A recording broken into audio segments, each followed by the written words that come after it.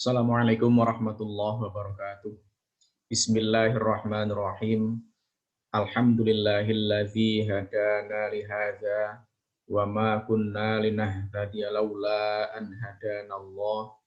Wassalatu wassalamu ala asyrafil anbiya'i wal mursalin sayyidina wa maulana Muhammadin sallallahu alaihi wasallam wa ala alihi wa ashabihi ajma'in amma ba'dah.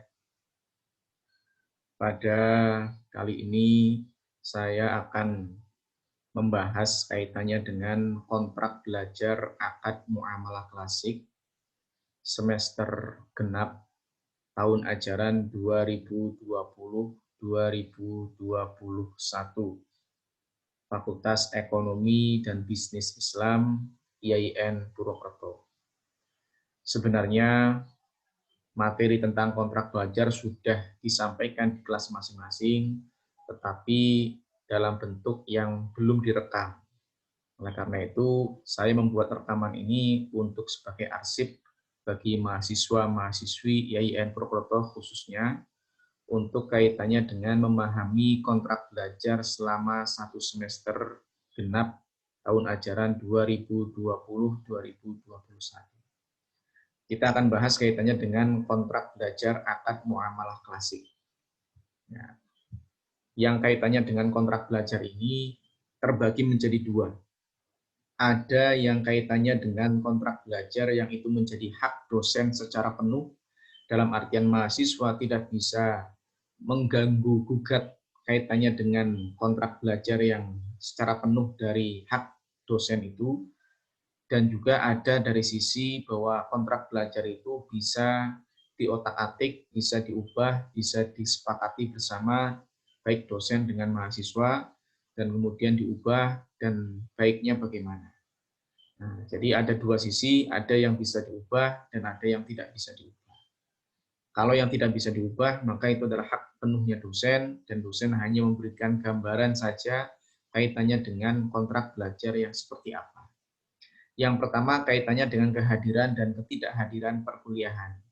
Ini termasuk bagian dari hak dosen secara penuh, sehingga mahasiswa tidak bisa kemudian mengotak-atik atau mengubah ketentuan kaitannya dengan kehadiran dan ketidakhadiran perkuliahan. Mahasiswa dianggap hadir jika mengisi presensi online di IAIN Purwokerto itu via Siska iKlas, dengan batas waktu 2 jam. Jadi perkuliahan kita ini kan ada 1 jam 40 menit, ya, 1 jam 40 menit untuk yang 2 SKS. 1 jam 40 menit itu saya beri waktu 2 jam, ya, sekalian digabungkan dan ditambahkan waktunya, ada 2 jam batas waktu dalam mengisi presensi online yang sudah disetting di sistem iKlas oleh dosen. Sehingga nanti mahasiswa yang kemudian belum masuk waktunya presensi, maka tidak bisa mengakses. Atau mahasiswa yang sudah melebihi waktu batas presensi, maka itu juga tidak bisa mengakses presensi online via Siska iKlas. Oleh karena itu, maka mahasiswa diharapkan untuk senantiasa update dalam info kaitannya dengan presensi online di iKlas. Karena ada batasan waktu yang kemudian bisa diisi. Ya. Kalau tidak bisa diisi, berarti bisa jadi dia belum masuk waktu presensi, atau bisa jadi dia keluar dari waktu yang sudah ditentukan. Nah, di samping juga mengikuti atau mengisi presensi online, juga diharuskan mahasiswa mengikuti perkuliahan secara daring. Nanti kita bahas kaitannya dengan media pembelajarannya seperti apa. Tetapi yang jelas, dalam pertemuan itu kalau memang ada beberapa hal yang disepakati kaitannya dengan perkuliahan daring, maka mahasiswa diharapkan mengikuti secara penuh kaitannya dengan perkuliahan daring tadi.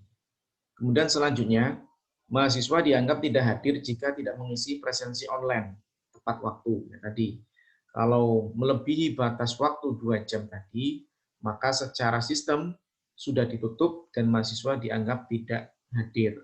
Ya, walaupun memang mengikuti perkuliahan. Ya, karena pada saat perkuliahan dia mengikuti tapi dia tidak mengisi presensi online, maka mahasiswa dianggap tidak hadir karena yang dikaitkan dengan kehadiran itu adalah mengisi presensi online. Karena kita kuliahnya adalah kuliah yang online, maka semua arsip, semua yang kemudian ada pada perkuliahan itu adalah sistemnya online. Kemudian mahasiswa yang berhalangan hadir dalam perkuliahan daring tetap mengisi presensi online dengan mengklik pilihan izin atau sakit. Nah, ini ada beberapa info bahwa mahasiswa tidak bisa memilih pilihan antara izin dengan sakit.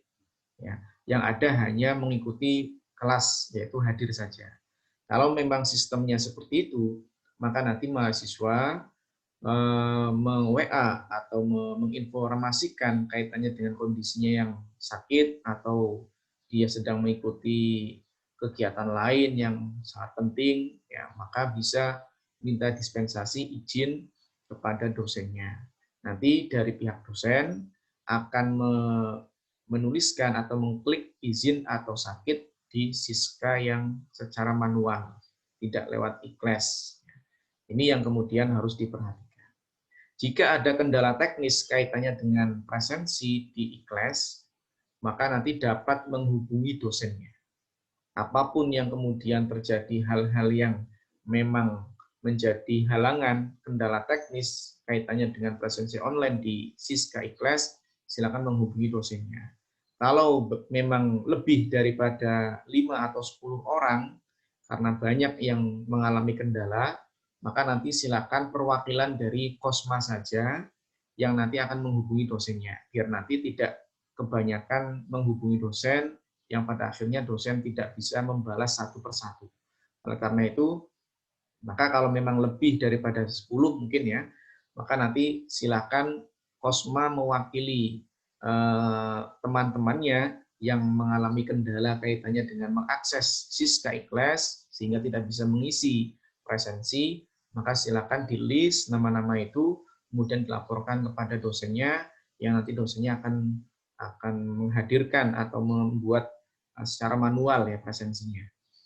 Itu kaitannya dengan kehadiran dan ketidakhadiran perkuliahan. Dan ini sudah dosen sudah menjadi hak dosen secara penuh dan juga menjadi aturan sistem ya, sehingga tidak bisa diganggu gugat, tidak bisa kemudian ini disepakati diubah atau bagaimana. Ini sudah kebijakan dari dosen dan juga kebijakan dari sistem yang ada di iKlas atau Siska. Kemudian kaitannya dengan sistem penilaian. Kaitannya dengan sistem penilaian juga termasuk bagian dari kontrak belajar yang itu hanya menjadi hak secara penuh bagi dosen. Sehingga mahasiswa hanya menerima informasi ini saja dan diperhatikan, dipahami dengan baik, ya, karena ini adalah merupakan hak dosen dalam menilai mahasiswa di perkuliahan tersebut, setelah tentunya melakukan berbagai macam akumulasi nilai ya, mulai dari nilai UTS, nilai UAS, nilai tugas, nilai kehadiran, dan lain sebagainya. Oleh karena itu, sistem penilaian ini adalah merupakan hak yang sudah paten dan sudah tidak bisa diganggu-gugat oleh mahasiswa. Kalau memang ada sesuatu yang keliru dari aturan ini, maka mahasiswa bisa mengkonfirmasi kaitannya dengan kebenaran nilai yang diberikan oleh dosen. Kalau memang menyalahi aturan yang sudah dibacakan ini, ya, yang nanti akan dibacakan kaitannya dengan sistem penilaian. Penilaian perkuliahan dibagi menjadi 4 rincian. Ya. Yang pertama, kehadiran atau keaktifan minimal 75% dari total pertemuan. Sistem Siska iKlas ya, itu menentukan bahwasannya kebijakan dari kampus ini ketika mahasiswa tingkat kehadirannya melebihi 75%, maka dia bisa mengikuti UTS atau UAS. Tetapi bagi mahasiswa yang kurang dari minimal 75% kehadiran, maka sistem Siska ya, itu tidak akan menampilkan nama mahasiswa yang bersangkutan. Karena tidak menampilkan mahasiswa yang bersangkutan, maka dosen tidak bisa memberikan nilai, mengupload nilainya tidak bisa, dikarenakan nama tersebut sudah di blacklist ya, oleh sistem, sehingga tidak bisa diklik sama sekali oleh dosen, sehingga dosen tidak bisa memberikan nilai apapun, ya, nilai apapun tidak bisa. Maka otomatis mahasiswa itu nilainya E karena dianggap tidak mengikuti perkuliahan. Nah, persentase dari kehadiran lebih dari 75% ini adalah 15% dari total penilaian dosen. Kemudian yang selanjutnya adalah tugas makalah dengan persentase 20%. Nanti kaitannya dengan tugas makalah kita bahas di beberapa poin yang berikutnya ya. Kemudian selanjutnya adalah ujian tengah semester. TS ini nanti persentase penilaiannya adalah 30%. Ini cukup tinggi dibandingkan kehadiran dan juga dibandingkan tugas makalah. Kemudian ujian akhir semester UAS dengan persentase penilaian adalah 35%. Ini juga melebihi nilai persentase dari UTS. Karena biasanya pertama UAS itu adalah merupakan ujian yang paling inti. Dibandingkan UTS itu UAS itu lebih inti dibandingkan yang lain. Oleh karena itu maka persentase penilaiannya lebih tinggi. Dan juga ini juga untuk menilai mahasiswa yang ketika UTS itu nilai-nilainya mungkin kurang baik, maka bisa dibantu dengan persentase yang lebih tinggi, yaitu dibantu dengan nilai yang ada pada saat UAS, ujian akhir semester. Ini sistem penilaian ini adalah merupakan hak mutlak dosen, sehingga mahasiswa hanya menerima penjelasan dari dosen saja ini, yang sekarang ini, dan sudah tidak bisa diganggu-gugat. Ya.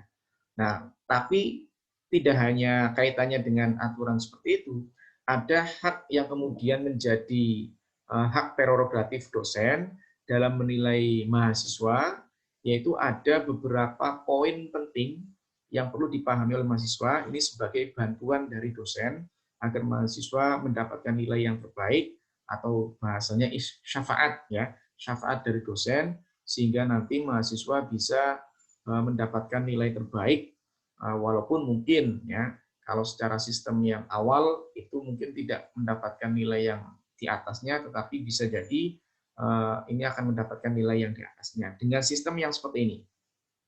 Kalau kita lihat kaitannya dengan sistem yang ada, bahwa di IAIN Purwokerto itu ketika kalian mahasiswa IAIN Purwokerto membaca ya, bahwa ada nilai-nilai yang kemudian menjadi patokan di dalam buku panduan akademik IAIN Purwokerto, yang dipahami bahwasanya seperti ini angka-angkanya. 86 sampai 100 skor angkanya seperti itu. Jadi nilai total akumulasi dari UTS, UAS, kemudian tugas, keaktifan dan lain sebagainya, kemudian digabungkan dan kemudian nilainya 86 sampai 100, maka nilainya adalah A. Ya. Kemudian kalau misalkan total akumulasi nilainya itu 81 sampai 85, maka nilainya adalah A-. Sementara 76 sampai 80 nilainya adalah B+.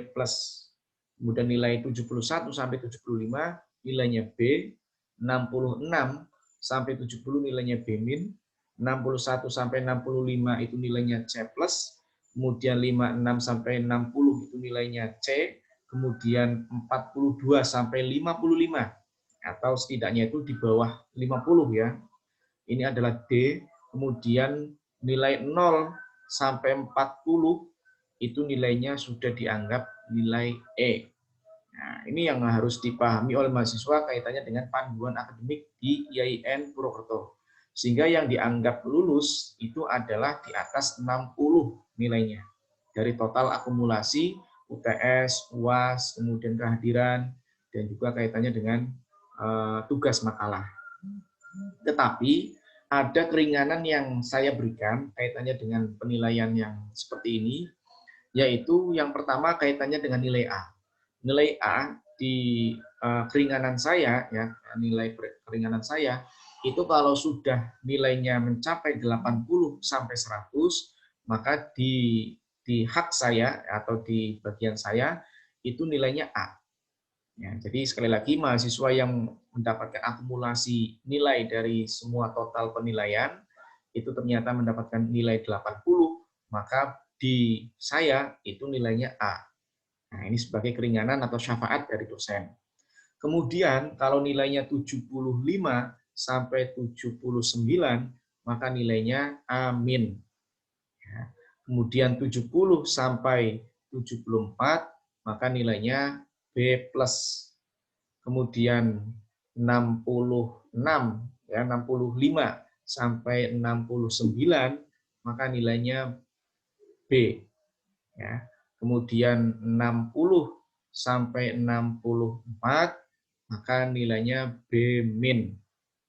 Nah, gitu. Dan begitu seterusnya.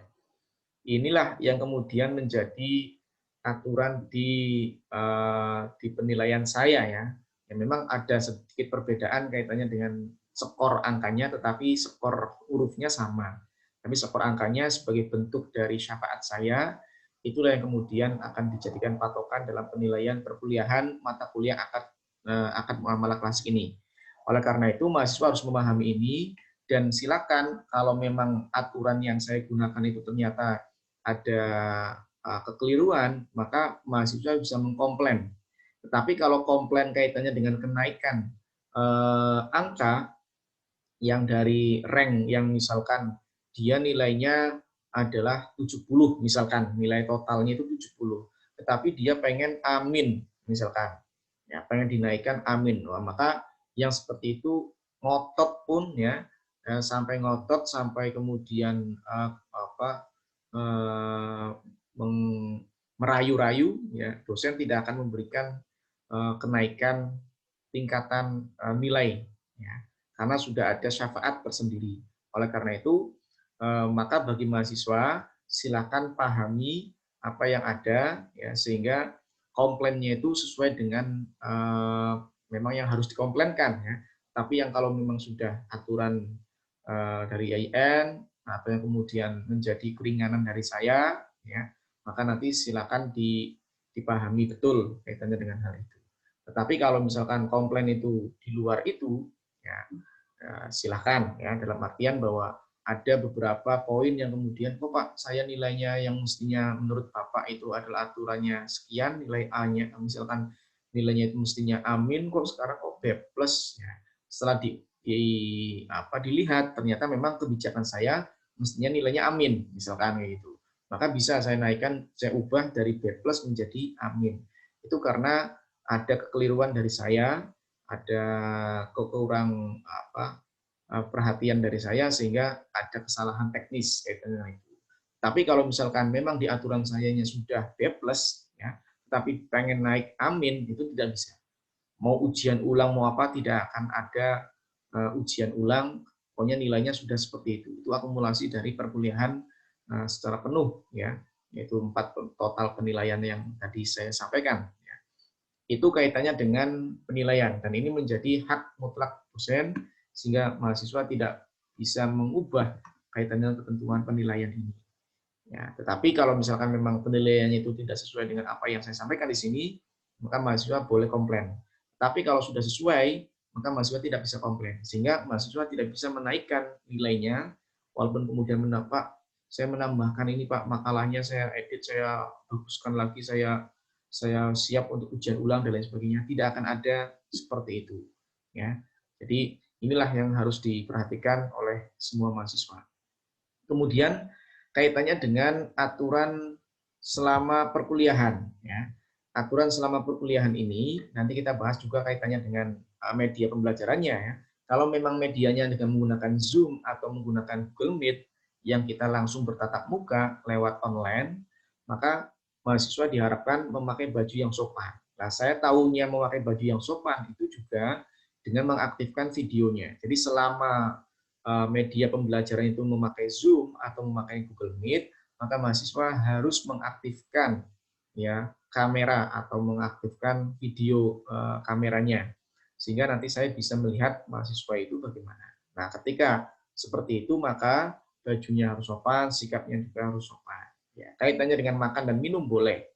Ya, itu dianggap sebagai sesuatu yang wajar kalian mungkin belum makan atau belum apa atau pengen fokus sehingga harus ngemil ya, harus ngopi, harus bakso dulu ya, atau apapun ya, silakan saja ya.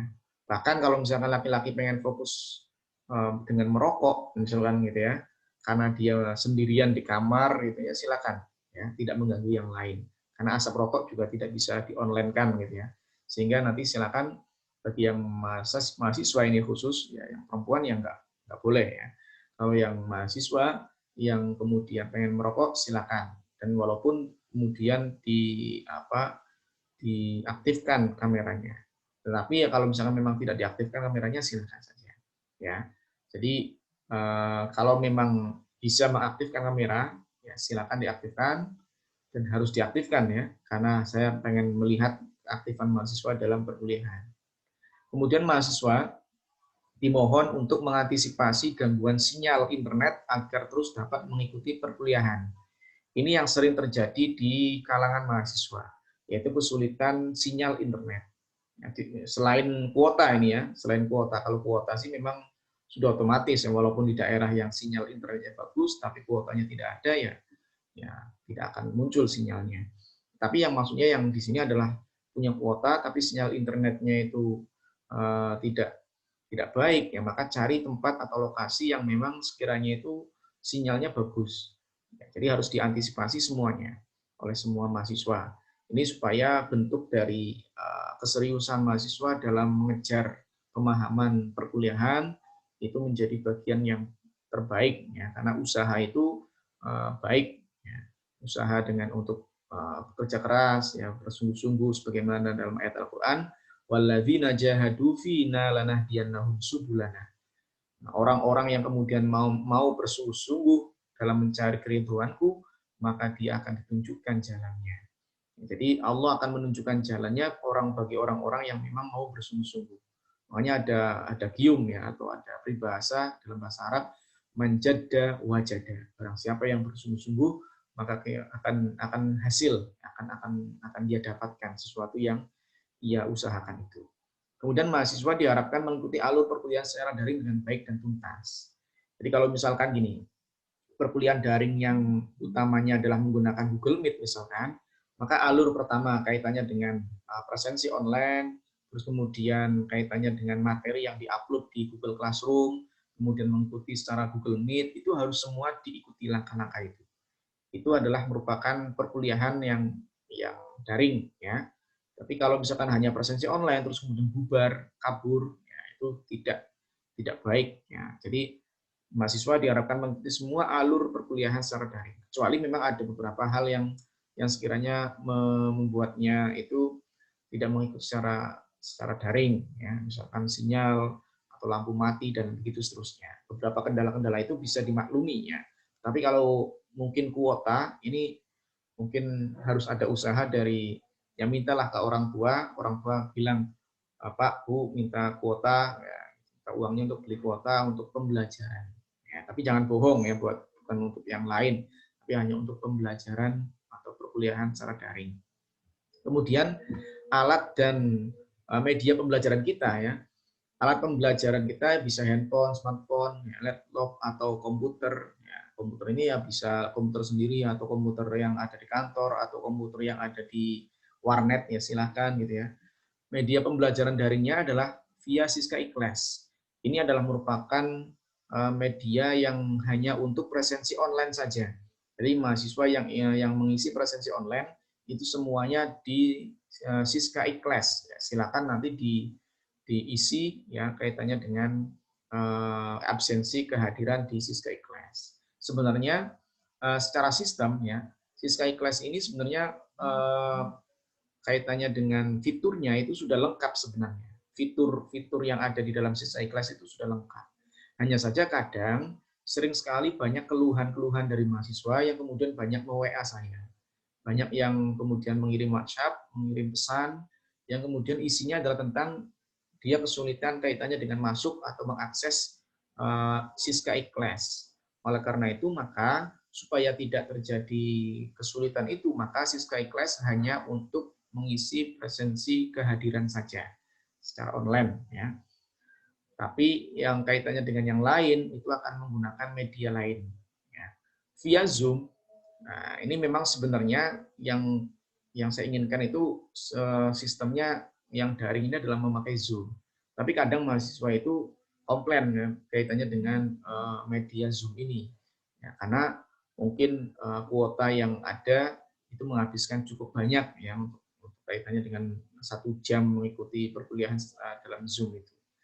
Oleh karena itu, maka Zoom ini akan saya gunakan hanya untuk sebagai rekaman saja, rekaman materi yang saya rekam, dan itu sendiri, ya, tidak ada mahasiswa yang seperti sekarang ini ya, saya merekam sendiri, yang nanti saya upload di YouTube perkuliahan. Nanti saya upload di YouTube perkuliahan, sehingga mahasiswa bisa mengakses YouTube perkuliahan yang sudah saya kirimkan nama akunnya, channelnya, sehingga nanti mahasiswa bisa mengakses informasi kaitannya dengan pembelajaran itu ya, melalui YouTube ya, di Zoom itu. Jadi Zoom hanya untuk media pembelajaran yang dari dosen saja, ya hanya dosen saja, yang kemudian nanti dosen membuat Zoom ya, terus kemudian direkam, direkod, terus kemudian setelah itu diupload atau diunggah di YouTube perkuliahan. Kemudian via Google Meet. Nah, ini yang kemudian menjadi alternatif lain ya, selain Zoom, yaitu Google Meet. Google Meet ini adalah merupakan media di mana setiap pertemuan saya membutuhkan penjelasan ya, menjelaskan materi ya, setiap pertemuan. Nah, dari sini ya, saya membutuhkan media untuk menyampaikan. Nah, media yang akan saya gunakan adalah Google Meet nantinya ya. Nanti silakan setengah jam nanti akan saya sampaikan materi yang pokok ya. Nanti kaitannya dengan kalau mahasiswa memang mau menanyakan langsung di Google Meet, nanti bisa. Kalau misalkan memang Google Meet hanya penyampaian saja, kemudian pertanyaan lewat WhatsApp grup boleh. Ya, nanti silakan saja diaktifkan ya, digunakan dengan baik. Jadi Google Meet ini adalah media yang saya sampaikan kaitannya dengan proses pembelajaran pada saat itu ya, pada saat proses pembelajaran saya membutuhkan menjelaskan materi ya, saya membutuhkan penjelasan yang dari saya ya. Kalau yang tadinya mungkin sebelumnya ada presentasi mahasiswa, tetapi saya juga membutuhkan untuk meluruskan presentasi tadi, atau juga saya ingin menambahkan beberapa materi yang sekiranya penting ya, di Google Meet. Ya. Tapi tenang saja, saya di minggu terakhirnya pada pertemuan itu akan saya buatkan video rekaman yang kemudian saya upload di YouTube. Ya. Kemudian via WhatsApp Group. WhatsApp Group ini adalah merupakan media pembelajaran yang paling pokok, ya, karena hampir semua kaitannya dengan informasi perkuliahan kita itu ada di WA Group dan menjadi alternatif terakhir ketika media-media yang lain itu tidak bisa. Maka bisa lewat WhatsApp Group. Ya. Misalkan dosen ada kegiatan lain, ada mungkin pelatihan atau seminar yang dilakukan dosen, sehingga tidak bisa melakukan perkuliahan daring dengan sempurna, maka bisa memakai media daring yaitu WhatsApp Group. Tetapi bagi saya tetap nanti akan ada video rekaman yang saya buat yang nantinya akan diupload di YouTube. Nah, kemudian YouTube. Ya, YouTube-nya ini adalah merupakan pengarsipan semua video-video yang kaitannya dengan perkuliahan, ya khususnya adalah kaitannya dengan materi yang disampaikan oleh dosen yang direkam lewat Zoom, kemudian diupload di YouTube. Ya, channelnya adalah Kang Sofiullah, ya, channel YouTube-nya. Nah, mungkin mahasiswa yang pernah saya ajar di semester yang kemarin sudah tahu ya kaitannya dengan media YouTube ini. Tapi bagi mahasiswa yang memang masih baru kali ini ketemu dengan saya atau baru diajar oleh saya, maka nanti silakan bisa lihat di channel YouTube saya. Yang ini channel ini adalah khusus untuk kaitannya dengan perkuliahan. Semua bentuk perkuliahan yang kaitannya dengan perkuliahan itu, apakah itu mata kuliah usul fikih atau juga akan muamalah klasik, semuanya ada di YouTube. Kemudian Google Classroom ya. Selanjutnya adalah Google Classroom. Google Classroom ini adalah merupakan media pembelajaran kita yang kaitannya dengan pengarsipan file. Ya, jadi file-file yang kemudian PDF dan lain sebagainya, makalah gitu ya, semuanya diupload, diunggah di Google Classroom. RPS, ya, materi-materi dari saya, kemudian materi penyampaian mahasiswa, yaitu atau juga tugas makalah, semuanya diupload di Google Classroom. Ingat, jangan di WhatsApp Group, ya, tetapi di Google Classroom. Walaupun medianya dengan WhatsApp Group, tetap menguploadnya di Google Classroom. Nanti mahasiswa bisa mengupload masing-masing di Google Classroom, terus kemudian penyampaian materinya silakan lewat WhatsApp Group kalau misalkan seperti itu.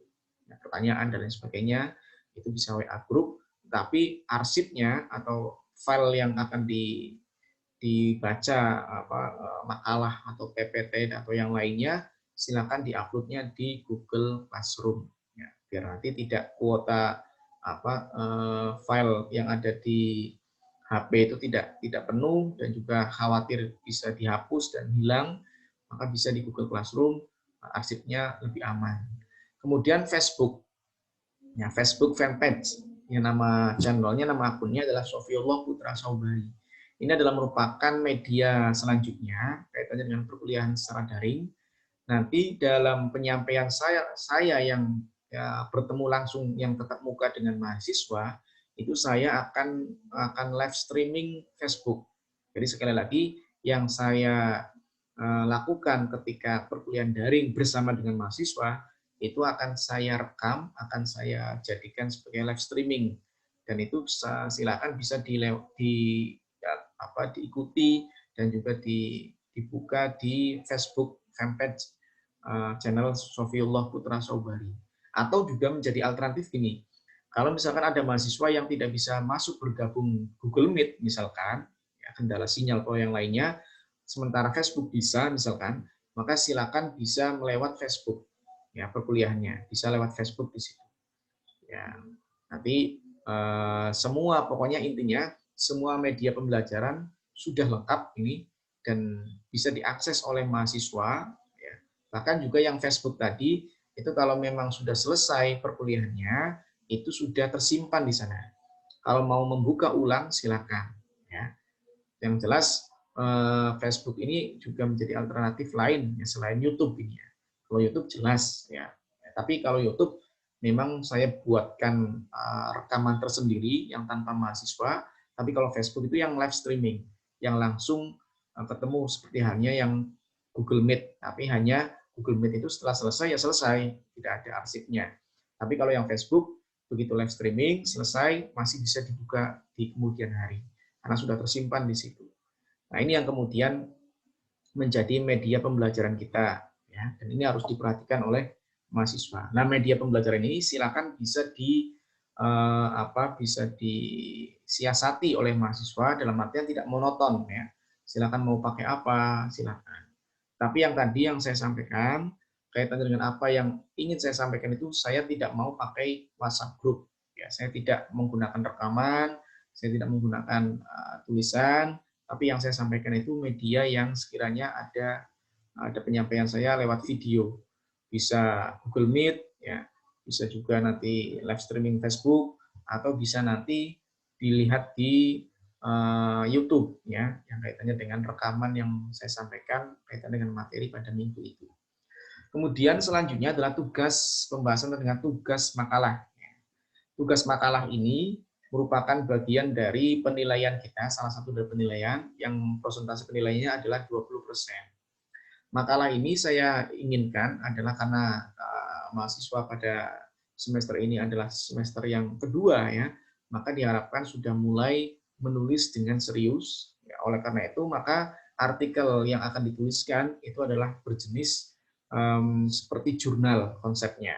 Ya, dengan aturan kertasnya A4S, kemudian fontnya 12 Times New Roman, spasinya 1,5 cm, kemudian kanannya 2 cm, kirinya 3 cm, kemudian atasnya 3 cm, bawahnya 2 cm. Footnote-nya dan referensinya adalah minimal 2 buku, ya. Footnote-nya dan referensinya minimal 2 buku dan juga 1 jurnal. Ini ada perbedaan dengan semester yang kemarin. Kalau yang kemarin ada minimal 2 buku saja, tapi di semester ini ada tambahan 1 jurnal. Kemudian halaman isi minimal 5 lembar. Halaman isi ini meliputi abstrak, pendahuluan, kemudian bagian isi, dan juga kesimpulan. Nah, jadi cover dengan daftar pustaka itu tidak masuk ke dalam halaman isi, ya. Jadi saya sampaikan bahwa cover itu halaman tersendiri. Jadi kalau di total ya minimal itu 7 lembar. Satu cover, kemudian satunya lagi adalah daftar pustaka, ini yang tidak masuk ke dalam bagian isi. Ya, kemudian halaman isinya adalah 5 lembar, minimal 5 lembar. Ada abstrak, ada pendahuluan, ada bagian isi, ada kemudian kesimpulan. Lebih dari itu lebih baik, ya. Dan bahkan kalau misalkan memang baik, tulisan itu bagus, maka bisa diedit yang kemudian nanti bisa dipublish di jurnal. Kalau memang tulisan itu sudah layak untuk masuk ke dalam jurnal. Selanjutnya kaitannya dengan pembagian kelompok. Ya. Memang pembagian kelompok ini sudah saya bagi, tapi yang jelas saya ulang kembali bahwa pembagian kelompok ini adalah tugas makalah yang tadi saya sampaikan, bahwa tugas makalah itu nanti dipresentasikan secara kelompok. Ya. Nanti ada 10 kelompok yang sudah dibagi pada pertemuan perkuliahan. Nah, 10 kelompok ini ya, yang nanti akan presentasi, dan presentasinya dilakukan dalam bentuk kesepakatan dari kelompok itu. Kalau memang mau menggunakan via Google Meet, ya lebih baik ya, via Google Meet silakan. Terus kemudian misalkan penyampaiannya lewat Google Meet, terus kemudian pertanyaannya lewat WhatsApp Group, ya boleh.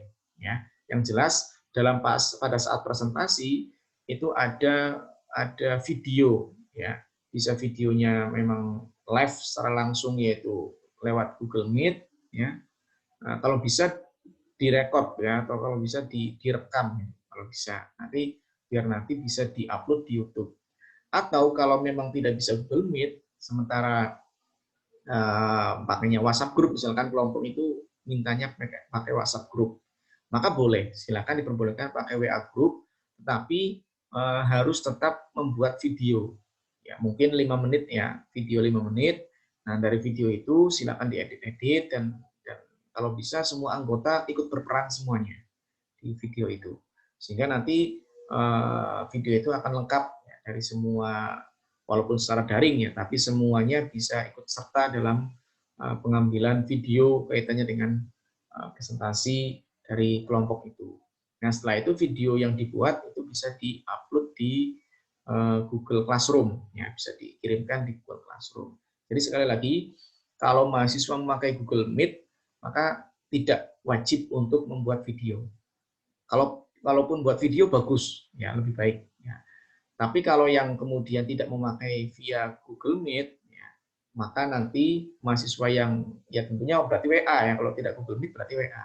Nah, nanti yang pakai WA ini, kelompok yang presentasinya pakai WA ini diharapkan bikin video ya sekiranya cuma 5 menit saja, isinya tentang penyampaian presentasi tadi. Ya, yang kemudian nanti video itu diunggah atau dikirimkan ke Google Classroom. Ya, itu kaitannya dengan penjelasan presentasi. Nah, nanti pembagian kelompok yang tadi ada 10 tadi, ya, dengan nama-nama yang memang sudah disampaikan, itu nanti ikut semuanya dari masing-masing anggota diharapkan ikut serta semuanya dalam presentasi. Nah, nanti presentasinya dibuat PPT, singkat saja, poin-poinnya saja, yang penting-penting saja, tidak perlu terlalu banyak, ya, poin-poinnya saja. Kalau terlalu banyak nanti malah menjadi terlalu lama dalam presentasinya. Kemudian setiap pertanyaan ditulis, diarsipkan sebagai bagian dari pengembangan materi perkuliahan. Saya sebagai dosen juga membutuhkan bantuan mahasiswa. Nah, pertanyaan-pertanyaan dari mahasiswa ini bisa menjadi bahan pertimbangan dari dosen untuk mengembangkan perkuliahan itu. Ya, nanti ditulis, diarsipkan, ya, diarsipkan. Bila perlu ya ada nama dan juga NIM yang bertanya, bisa. Atau kalau misalnya tidak ya nggak apa-apa. Yang jelas pertanyaan-pertanyaan itu diarsipkan, dijadikan arsip ya, yang nanti Kalau memang itu pertanyaan itu cukup baik, ya, dan bisa menjadi bahan untuk pengembangan perkuliahan, bagus. Atau bahkan mungkin pertanyaan itu bisa layak untuk masuk ke dalam bidang penelitian, ya, boleh diteliti. Kalau memang itu butuh diteliti lebih lanjut, maka bisa menjadi bagian dari judul penelitian. Kemudian semua file materi makalah PPT diupload di Google Classroom. Ingat, tadi saya sampaikan bahwa WA Group bukan tempat penyimpanan atau bukan tempat untuk mengirim file, ya. Tapi file yang akan dikirimkan itu lewatnya adalah Google Classroom. Ya. Kemudian selanjutnya kaitannya dengan materi yang nantinya akan kita dapatkan pada perkuliahan ini. Materi-materinya adalah ada sebenarnya perkuliahan kita ini ada 16 pertemuan. Yang 2 adalah merupakan ujian, ya, pertemuan ujian UTS dan UAS. Yang sisanya 14 pertemuan itu adalah merupakan materi perkuliahan. Nah, dari 14 pertemuan itu, pertemuan yang pertama ini adalah kontrak belajar, ya. Sehingga ini sebagai ya dianggap bukan materi, ya, tapi sebagai informasi saja selama perkuliahan kita mau kemana, mau arahnya kemana. Nah, selanjutnya pertemuan yang kedua, kita masuk pada materi yang pertama, materi tentang pengertian ruang lingkup, perbedaan kaitannya dengan ini, ya, dengan perkuliahan, ya, kaitannya dengan perkuliahan kita, ya, dengan perkuliahan, terus kemudian kaitannya dengan beberapa hal yang kita ajarkan di pertemuan kita. Oleh karena itu, bisa dilihat di RPS atau bisa lihat di kontrak belajar bahwa materi kita ini, ya, materi kita yang kaitannya dengan materi pembelajaran dan juga menjadi bagian dari presentasi dari mahasiswa, ya, tentunya mahasiswa harus memperhatikan kaitannya dengan materi-materi yang ada. Yang pertama tadi yang saya sampaikan bahwa kita akan mendapatkan 13 materi, ya, 13 materi, karena 14 pertemuan itu satunya adalah pertemuan kontrak belajar. Nah, dari 14 pertemuan tadi, ya, 14 pertemuan tadi itu akan ada 10 kelompok yang presentasi, sehingga nanti ada 10 materi yang akan dipresentasikan oleh mahasiswa, ya, akan dipresentasikan oleh mahasiswa. Nah, sisanya nanti akan ada dosen, ya, yang kaitannya dengan pertemuan pertama, kontrak belajar, kemudian pertemuan yang kedua kaitannya dengan materi pertama, tapi masih bagian dosen ini yang menyampaikan, yaitu pengertian, ya, ruang lingkupnya, sejarah perkembangannya, perbedaan akad muamalah klasik dan kontemporer, ya. Kemudian pertemuan yang ketiga barulah kemudian mahasiswa bisa presentasi, ya, mahasiswa bisa presentasi lewat apapun ya medianya, silakan disepakati oleh kelompok itu. Ya, jadi pertemuan yang ketiga ini nanti presentasi kelompok 1 tentang jual beli, kemudian pertemuan yang keempat yaitu kelompok 2 tentang riba, kemudian kelompok 5, pertemuan yang kelima adalah kelompok 3 tentang khiyar, kemudian pertemuan yang keenam presentasi kelompok 4 tentang salam, kemudian pertemuan yang ketujuh presentasi mahasiswa, yang kelima kelompok yang kelima tentang hajar, ya. Dan yang pertemuan yang ke-8 adalah kita UTS. Setelah UTS kita masuk lagi untuk mengadakan perkuliahan, dan itu presentasi kelompok ke-6, ya, pertemuan yang ke-9 pasca UTS, nanti kelompok ke-6 untuk presentasi tentang gadai. Kemudian pertemuan yang ke-10 kelompok yang ke-7 presentasi yaitu tentang sulah. Pertemuan yang ke-11 yaitu kelompok yang ke-8 tentang ariyah. Kemudian yang ke-12 kelompok ke-9, ya, kemudian tentang tentang hiwalah, ya, utang piutang dan hiwalah. Kemudian pertemuan yang ke-13 kelompok yang ke-10 yaitu tentang kafalah. Nah, dari sini materi kita sudah dipresentasikan oleh 10 kelompok. Nah, masih ada materi lain yang ternyata kelompoknya sudah selesai. Oleh karena itu, maka untuk pertemuan yang ke-14 dan ke-15 mungkin dibikinnya adalah sistem workshop online atau webinar, gitu, ya. Nanti dari mahasiswa yang ada itu mengikuti konsep workshop, atau mungkin mahasiswa di kelas lain juga bisa mengikuti konsep ini, ya. Itu bisa mengikuti perkuliahan yang secara webinar konsepnya atau workshop ini, ya. Jadi silakan dibikinkan panitia kecil yang nantinya isinya adalah tentang pembahasan kaitannya dengan workshop, siapa moderatornya, siapa notulennya, dan begitu seterusnya. Nah, atau siapa yang kemudian membuat ini ya, membuat format atau apa bahasanya, pamflet ya, membuat pamflet bisa disebarkan, ya mungkin hanya mahasiswa FEBI saja ya, mahasiswa FEBI.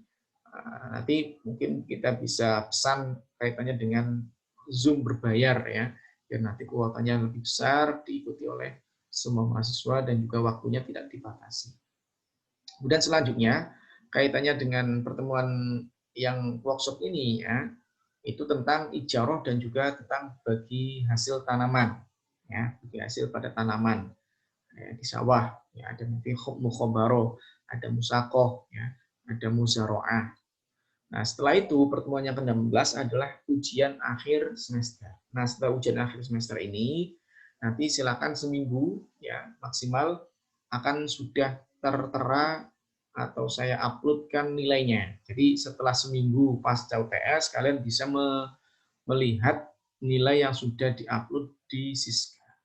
Setelah itu kalian cermati apakah nilainya sesuai dengan apa yang sudah saya sampaikan di dalam kontrak belajar kaitannya dengan sistem penilaian dari saya. Kalau memang salah, maka silakan bisa komplain langsung. Ya.